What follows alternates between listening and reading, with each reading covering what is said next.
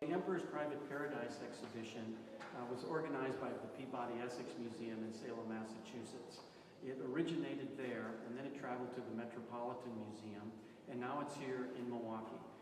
When these objects came out of the Palace Museum, they had never been seen by the Chinese people since 1924, and even then you would have had to have been connected to the imperial entourage to see these objects.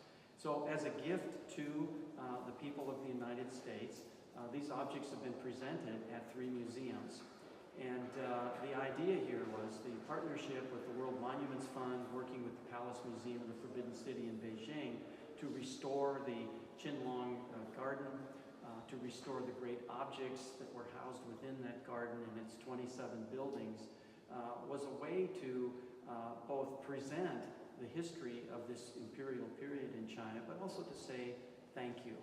So the unique thing about this project is these objects will return to the imperial palace. They will not be shown again outside of the imperial palace setting.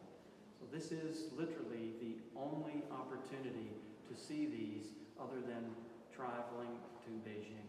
It's wonderful what Milwaukee has done here, what the museum has done, in that people will be able to see objects from the Qianlong Garden. That's objects from the 18th century, 1776 to be exact.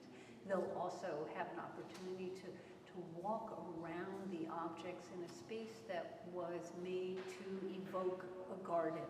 So one can really feel like you're surrounded on all 4 sides by the architecture and the landscape architecture of the garden.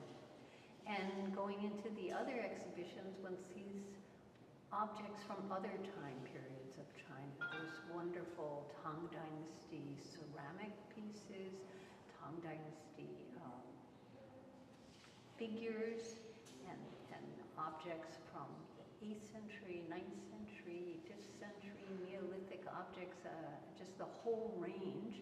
And then there's also contemporary Chinese art as well as 20th century Chinese art. So we can really see that there's great variety in the visual world that Chinese have been creating over 3,000, 4,000 years. We realized that this could be a very unique experience for Milwaukeeans and the region. And so we approached the mayor's office and inquired about his interest in declaring summer of 2011, Summer of China, as a way to put an emphasis on the significance of these 5 exhibitions that we will be doing here at the Milwaukee Art Museum.